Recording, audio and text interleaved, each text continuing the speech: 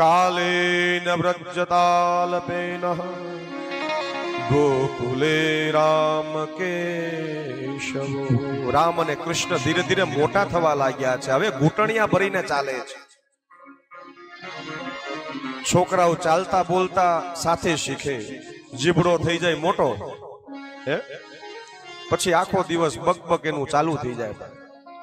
આ લીલાને, બાળ સહજ લીલાને એને રીંગણ લીલા કહે છે. પુષ્ટિ માર્ગની અંદર રીંગણ લીલા કીધી છે. એટલે એક વખત કથામાં બોલાઈ ગયો રીંગણ લીલા, તો પછી બીજા દિવસે અહીંયા 25-30 કિલો રીંગણા આવી ગયા.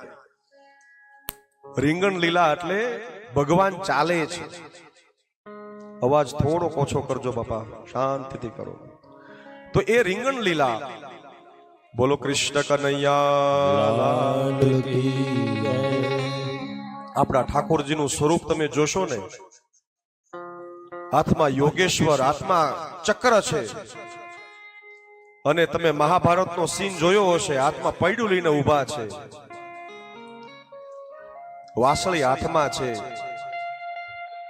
પણ બધામાં સારા લાગે સૌથી ક્યુટ એક સ્વરૂપ છે, હાથમાં માખણ હોય. આપણને આપતો એમ લાગે, આપણે ના પાડવી પડે. એક કામ કર, તું ખાઈ જા કાના. એ કૃષ્ણ કેહન લાગે મોહન મૈયા મૈયા કેહન લાગે મૈયા મૈયા મૈયા. ભગવાન ધીરે ધીરે બોલતા થયા છે. રોહિણી માં અને યશોદા માં એને ચાલતા શીખવાડે. પગમાં ઝાંઝર બાંધે છે, સોનાની ઝાંઝર બાંધી અને વૃંદાવનમાં નંદાલયમાં ધીરે ધીરે ચાલતા ઠાકોરજીને જો પરબ્રહ્મને ચાલતા શીખવાડે છે. દિને દિને નવમ નવમ ભગવાનનું સ્વરૂપની અંદર જે બાળથી લઈ હવે ધીરે ધીરે કિશોર અવસ્થામાં ધીરે ધીરે આવે છે. ભગવાન તૈયાર થઈને હવે બહાર નીકળો. ભગવાન યશોદામાં તૈયાર કરે છે લાલનને. સુંદર મજાના તૈયાર કરી, માથે મોરપીંછ છે, કેડિયું બાંધ્યું છે. અને ભગવાન તૈયાર થઈને બહાર આવે છે. ત્યાં એક શુક્લકડી, એક પાતળો એવો છોકરો બહાર ઉભો હતો. એક ગોવાળ ત્યાં ઉભો હતો, એને જોવે છે. ભગવાન કે મારી યારે તું બિચ્ચા કરીશ, મારી યારે ફ્રેન્ડશિપ કરીશ? એ કે કરી લીધી, ચાલ બિચ્ચા થઈ ગઈ તારી સાથે. બોલો કહે કે હું તો રોજ આવું છું. કે ક્યારે મારો તું બહાર આવ, ક્યારે? મંદિર में रहते हो भगवान, कभी बाहर आया जाया करो. मैं तो रोज आता हूं भगवान, कभी तुम भी आया जाया करो. હું તો રોજ આવું છું. દોસ્તી થઈ ગઈ છે કે દોસ્ત થઈ ગઈ કે હા થઈ ગઈ? તો દોસ્ત હોય ત્યાં પડદો નહીં રાખવાનો. प्रीत वहां पर्दा नहीं, पर्दा वही नहीं प्रीत. प्रीत करके पर्दा रखे वो दुश्मन की रीत.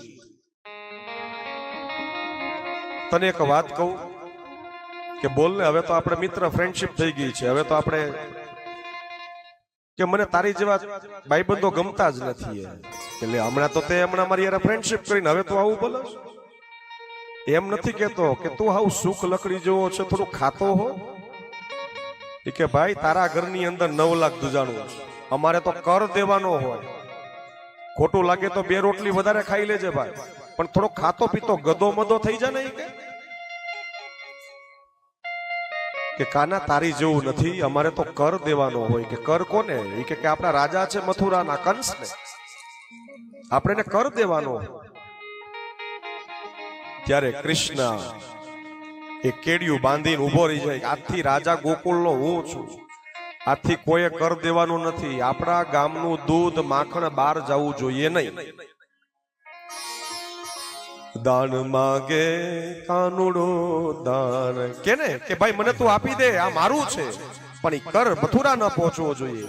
ડોંગરે બાપા તો કહે છે કે આખું ટ્રસ્ટ બન્યું, ચોરીય વિદ્યા પ્રસારણ મંડળ, આખું એક મંડળ બન્યું. બધું ગોવાળિયાઓ ચોરીય, ચોરી કરવાની વિદ્યા પ્રસારણ મંડળ, એના પ્રમુખ છે એ કૃષ્ણ છે. જબરદસ્તી દાઉ ભૈયાને એમાં રાખ્યા છે, એને રહેવું નહોતું પણ જબરદસ્તી રાખ્યા. કોઈ કે કહું જોઈએ ને વડીલ કે જેના કારણે ક્યાં હારા માણસો છે. અને ખજાનચી તો હતા નહીં, કઈ વધવાનું તો હતું નહીં, કઈ આખું ટ્રસ્ટ બનાવ્યું.